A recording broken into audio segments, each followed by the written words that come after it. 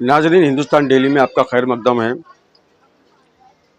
आप इस वीडियो में देखेंगे, इसमें अबू हाशिम आज़मी की साहब की बाइट है, जिन्होंने कहा है कि हम अलग से चुनाव लड़ेंगे। समाजवादी पार्टी 150 सीटों पे चुनाव लड़ेगी और साथ ही में उन्होंने ये भी कहा है कि जो भी सेटिंग नगर सेवक है वो अपने आप को ये ना समझे कि टिकट हमको दोबारा मिलेगा। उन्होंने कहा है जो भी नगर सेवक का इलेक्शन लड़ने के इच्छुक हैं वो समाजवादी पार्टी के ऑफिस में अपना एप्लीकेशन दे। और एमएलए अबू हाशिम आज़मी साहब ने एक टीम भी रखी है सर्वे करने के लिए। जब इलेक्शन का टाइम डिक्लेयर हो जाएगा, वक्त डिक्लेयर हो जाएगा, सीट डिक्लेयर हो जाएगी, तो वो हिसाब से सर्वे करने के बाद उस कैंडिडेट को वो टिकट देंगे और पूरा सपोर्ट करेंगे।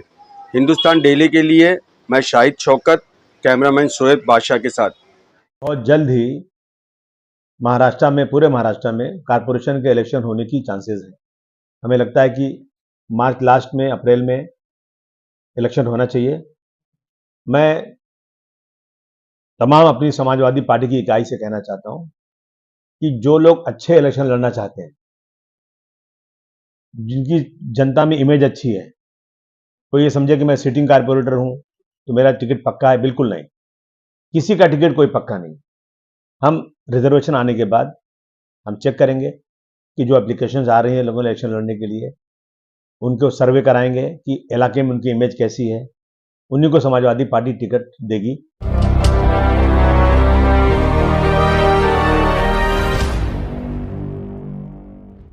बहुत जल्द ही महाराष्ट्र में, पूरे महाराष्ट्र में कारपोरेशन के इलेक्शन होने की चांसेस है। हमें लगता है कि मार्च लास्ट में, अप्रैल में इलेक्शन होना चाहिए। मैं तमाम अपनी समाजवादी पार्टी की इकाई से कहना चाहता हूं कि जो लोग अच्छे इलेक्शन लड़ना चाहते हैं, जिनकी जनता में इमेज अच्छी है, कोई ये समझे कि मैं सिटिंग कारपोरेटर हूं तो मेरा टिकट पक्का है, बिल्कुल नहीं। किसी का टिकट कोई पक्का नहीं।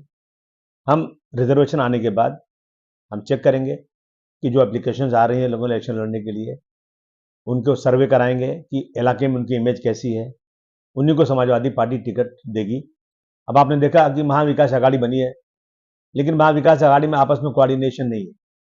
अभी हमने आदरणीय उद्धव जी का, शिवसेना उद्धव गठ का हमने स्टेटमेंट सुना कि हम अकेले इलेक्शन लड़ेंगे, तो इसका मतलब है कि कोई कोऑर्डिनेशन नहीं है।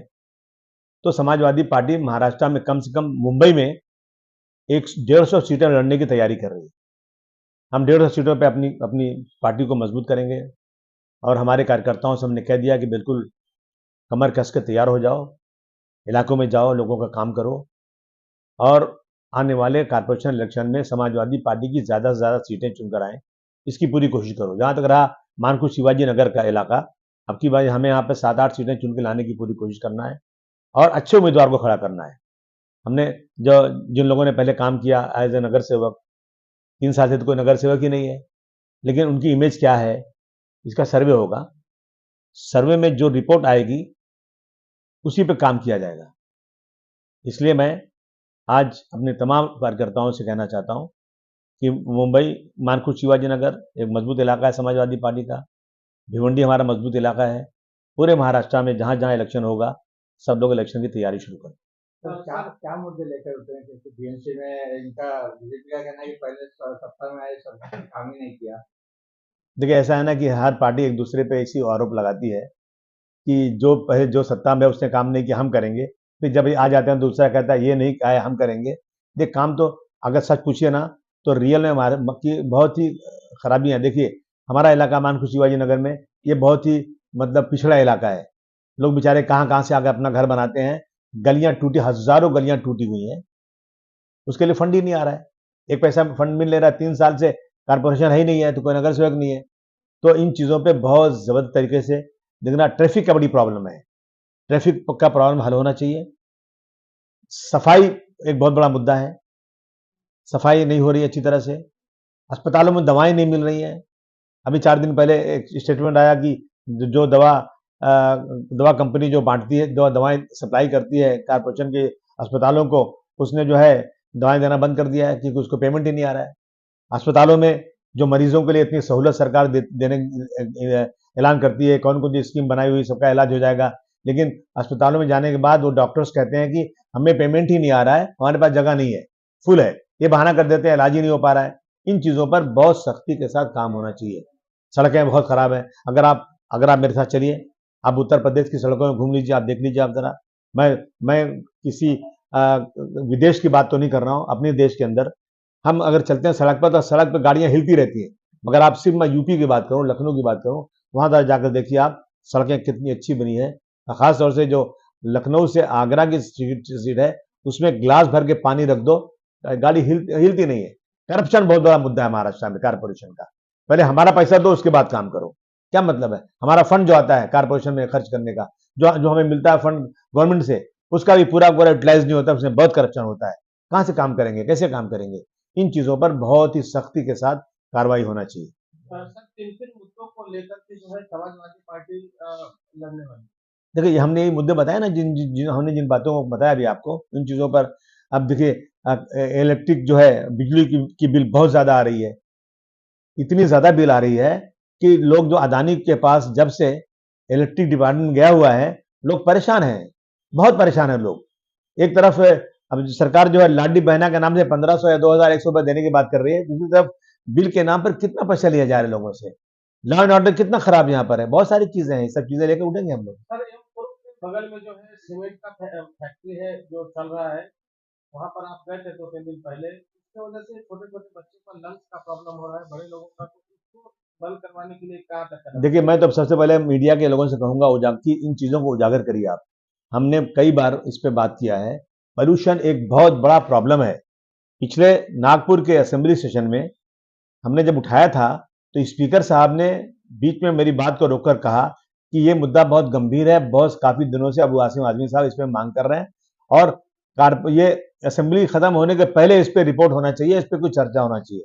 कुछ नहीं हुआ। अभी मैं 3 दिन पहले मिला था स्पीकर साहब से, उन्होंने किसी दिन भी पोल्यूशन के मुद्दे पर, जिसमें सीमेंट वाली बात है ये, और जो है यहाँ पे एसएमएस कंपनी है, जो ये जो जहाँ कचरा आता है, डंपिंग ग्राउंड है, इन सारी चीज़ों पर वो एक हाई पावर मीटिंग किसी दिन भी होने वाली है। इसमें इन मुद्दों को उठाया जाएगा और इन चीज़ों को बंद करने की पूरी मांग की जाएगी। तो जैसे सीमेंट फैक्ट्री इसमें से आपको कभी विधानसभा ये औरत शाह की आपके क्षेत्र में। हाँ, तो मैं कहूँगा परब साहब आप बड़े आदमी हैं, आप इसको ले जाइए आप कहीं और। यहाँ क्यों रख रहे हैं? जनता के बीच में जनता को बहुत तकलीफ हो रही है। मुझे परब साह से कोई प्रॉब्लम नहीं है, लेकिन परब साह का जो यहाँ पे जो चल रहा है, अगर उनको वो आके देखें यहाँ पर, इससे कितनी प्रॉब्लम्स है, तो इसको ऐसी जगह ले जाए ना जहाँ जनता नहीं रहती हो, जो खाली जगह हो, जहाँ पर कोई इंडस्ट्रियल एरिया में ले जाए। लेकिन यहाँ तो बहुत बड़ी प्रॉब्लम है। यहाँ इसकी वजह से सड़कों पर लोग गिर रहे हैं, गाड़ियाँ रात को वहाँ पार्क हो जाती हैं, वहीं शादी का हॉल है, लोगों को आना जाना मुश्किल है, वहीं बगल में खाना पकता है, और उसके बगल में सीमेंट कंपनी जो है धुआं उड़ा रही है, धूल उड़ रही है वहां पर जबरदस्त तरीके से। ये सब बंद करना बहुत जरूरी है। सर, आप नगर सेवक के कैंडिडेट कैसे चुनेंगे सर? जो चुने इलाके थे आपको। हाँ, बिल्कुल एप्लीकेशन करें लोग कि हम लड़ना चाहते हैं इस इलाके से। अभी हम ऑफिशियली हम छपवाएंगे, हम उसके पहले भी वो लोग एप्लीकेशन कर सकते हैं कि हम लड़ना चाहते हैं यहाँ पर। उनकी एप्लीकेशन जमा की जाएगी, और उसके बाद जब जब रिजर्वेशन आ जाएगा तो देखेंगे भाई, उसके सर्वे करेंगे। एक कंपनी हमने हायर किया है, जो कंपनी आगे सर्वे करेगी कि इनकी इमेज कैसी इलाके में है, जीत सकते हैं नहीं जीत सकते हैं, या जो हमारे सिटिंग नगर सेवक थे उनके बारे में लोगों की क्या इमेज है। उन्होंने 5 साल तक, 5 साल के 2 ही साल तो रहे नगर सेवक, तो उन्होंने अच्छा काम किया कि नहीं किया है। हालांकि 5 साल पूरा टर्म तो मिला ही नहीं उन लोगों को, 2 ही साल मिला। 3 साल तक उनके पास कोई फंड ही नहीं, और जबरदस्ती अपने आप को नगर सेवक कहते फिर रहे हैं, तो नगर सेवक तो है नहीं वो लोग। देखेंगे, सबका चेक करेंगे।